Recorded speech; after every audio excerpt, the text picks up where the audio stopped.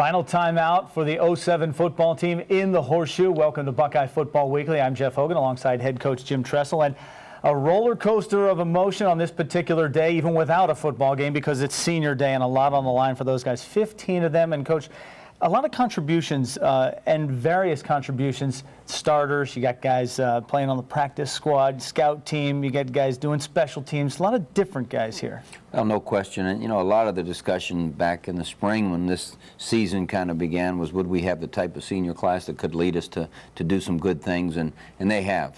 They've done a great job leading, and we wanted very badly to send them out the right way. It didn't happen, but we're very proud of that senior class. Well, certainly they had some help from the underclassmen all season long, and I think the underclassmen did take that responsibility on that final timeout. They took it seriously. I know obviously things didn't work out that way, but they do take it as that, and you like to see that. Well, there's no doubt about it. They care a lot for their teammates, especially those guys that have put in so much time here for our program and for our football family, and we've got one more week that we can make their lives better. Well, certainly, and as we talk about this week, Coach, you see a guy like Larry Grant, short time that he was here as a junior college transfer. Kirk Barton, fifth-year senior. Deontay Johnson and Pepper Johnson out there with a bye week. Got to see his son out there for senior day. Pretty special for him to have a chance to, you know, to be there with his son and be there for the coin toss and he won the coin toss for us, so I think we got to receive. Well, and look at that, and it must have sparked some mojo because it only took 2 plays, and Ohio State goes up top, 65 yards here on the opening play. Did you see something deep? Was that your first call, or was that a read? Well, that was a read that Todd made, and it was one of the looks on the read, and he found it, and then Beanie found the end zone, did a good job cutting back, and you know, 7-0, and that was a great start. Well, certainly nobody ever argues about that, and knowing what we know about how the game went, you never get that false sense of security that things are going to be okay, especially when you have return drives like this and an 80-yard run against you. Well, it was a tough one. It was just against one of our base defenses, and you know, we thought maybe we had a fumble recovery there. It didn't happen, but they came back and did a nice job with a play-action pass, and you know, all of a sudden it's an even game. Yeah, 3 plays for them, and you know it's a 7-7 count. And Todd Beckman began this last week with some critical runs. He did it again all day against Really Illinois. did a good job of stepping up when the receivers were covered, and they were doubling some people and sending a lot of people to cover, and he stepped up and ran. He stepped up and threw, like here to Jake Ballard, and you know, we're moving it back down the field. Yeah, 23 on the run, 22 on the pass, and then 2nd and 12 from the 19, and Mo Wells goes 19 in for pay dirt. Well, that was a good return drive at him, and good job by Mo, and good job blocking up front. Now we got to go back and play some defense, and our guys are getting after it here, playing against the option. 14-7 the score at that point, and stuffing the option there, and then Juice Williams out to throw. Possibly trying to make him throw on this particular day? Well, you know, you always try to fill up the box enough where they have to throw the football, and here we're putting pressure on him. Larry Grant makes the sack, and you know, you always want to force people to not be able to run the football and throw it, and you know, unfortunately here we gave it back to them, and you know, you can't give anyone a short field, most especially a team as good as Illinois, and they came back with a beautiful play-action pass and you know, found the end zone, and that, I believe that was Lenny Willis's son, and a little bittersweet for us, former Buckeyes son, and here we came around with a fake reverse pass, and it wasn't open. Brian Hartline did a nice job getting us 7 or 8 yards, and you know, we're back heading down the field. Nice job not throwing it up for the sake of throwing it up because of the play. Well, that's right, and they're Beanie on a first down conversion, and you know, we're moving the chains a little bit. As you said, Jacob Willis with the touchdown. So 14-14 game at this point, and kind of a back-and-forth affair here with as far as field position and trading punts and such. Well, that's right. And again, you know, we forced them to throw it a little bit and forced the incompletion there, and we get a chance to get the ball back. At the end of the first, and it is a 14-all game when you do get that ball back, and Beckman is back to pass again, and he finds Brian Rubisky. Well, good first down conversion, and we were a long way from pay dirt, but you know, we're moving the ball a little bit, ended up having to punt it away, and they ran a little bit of option, and there's Vernon Golston on the job. Yeah, Golston stopping Juice Williams, just a pickup of 2 there. But up top here for a touchdown on a 2nd and goal play from the 8-yard line.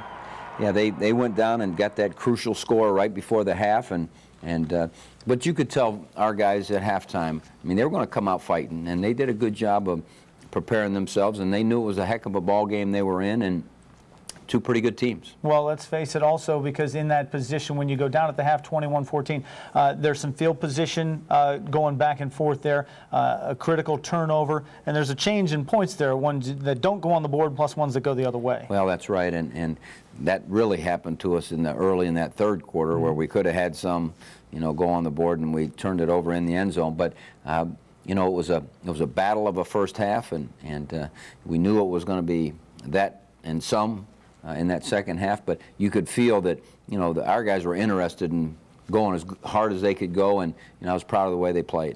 Well, especially the way the game started, trading touchdowns and long plays and big plays to make it 7-7. It's not going to keep up that pace. Somebody's got to settle in, and when it got to 14-14, you thought maybe that was the area. Well, that's right, and they did a good job and went down and got that one before the half, and now we had to come out in that second half and see if we could re-seize the momentum. All right, 21-14 as we go to break. We know that the Illini are getting the ball to start the second half. We're going to take a break, and we'll be back with Buckeye Profiles after this. Back on Buckeye Football Weekly, heading towards the second half. Ohio State's not going to get the ball here. 21-14, Illinois got it. You talked earlier in the week about being assignment perfect here, and this offense really exploits you if you're not. Well, there's no question about it. They can hit you with the pass, the run, the quarterback, the stretch zone play. They did a good job with some of their misdirection pass, and they give you a lot of challenges. They have good athletes and good guys up front, but we came out, and what we needed to do was stop them first. They've done some things in the past that you've seen on tape, and also what teams tried to do to you last year a little bit, the no-huddle offense and getting after it. So you expect it, they bring it out. It didn't seem like you got caught out of position as far as personnel-wise, but what does that do to the dynamic there? I thought they did a nice job of doing the no-huddle where they took their time and got in their best look, and then they did a little bit of the no-huddle where, boom, they snapped the ball, and, may have caught us, once or twice on our heels and not in quite the position we needed to be, but I thought they executed well. Certainly the defense talked about that afterwards, after this game was over, about maybe being a little bit on their heels, but they'd certainly have to dig in their heels here in the second half to have a chance. We start out with the Buckeye offense, and Maurice Wells here getting some carries, a pickup of a yard there, and Ray Small with the pickup here of 9 yards on the pass. It was a good job by our kickoff cover team, then our defense to get us the ball, and then we started moving the ball down the field. Dane Sanzenbacher there on the first down. So, we're doing exactly what we needed to do when we got into that second half. Then we ran the little toss play for a first down on 3rd down and 3, and so we're moving down the field, and our first down play on first and goal there, or first and goal on the 10 wasn't good. Then our second down play tried to force it in a little bit, and we had a little ricochet shot. And what we really needed, and what we'll learn from that is, we had at least 3. We just needed to do what we could do. And there they made a nice job with the play action throw there from Juice to Gamble, and then another play action throw. They caught us kind of losing our eye focus. We looked into the backfield and didn't stay on our receiver, and all of a sudden they're up by 2 touchdowns. Yeah, and that's the first time that you've faced a 2-touchdown deficit. This team has faced a 2-touchdown deficit. So we saw how they responded against Wisconsin, and testing their mettle here certainly, and Todd Beckman stepping up again.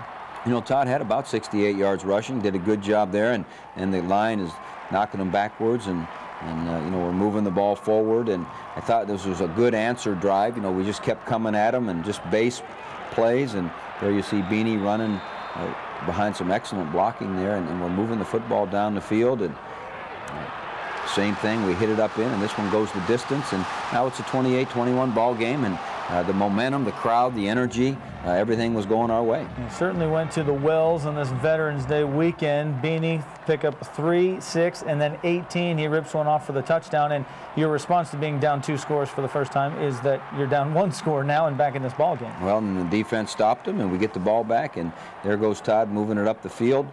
We're up in decent field position, and unfortunately we threw one up in the middle, and we talk about if we throw it deep, we either have to break it up or catch it, and that one obviously hurt because we had the momentum in the stadium going our way. But our kids are playing hard, and there you see Marcus Freeman and I think it was Cameron Hayward there, and I think this was right after we had called that timeout, perhaps.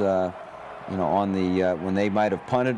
Kind of wish we had that one back. Yeah. But they did a good job of controlling that fourth quarter from the time of possession. Certainly being able to rush the football when you get the #1 rush defense in the Big Ten versus #1 rush offense.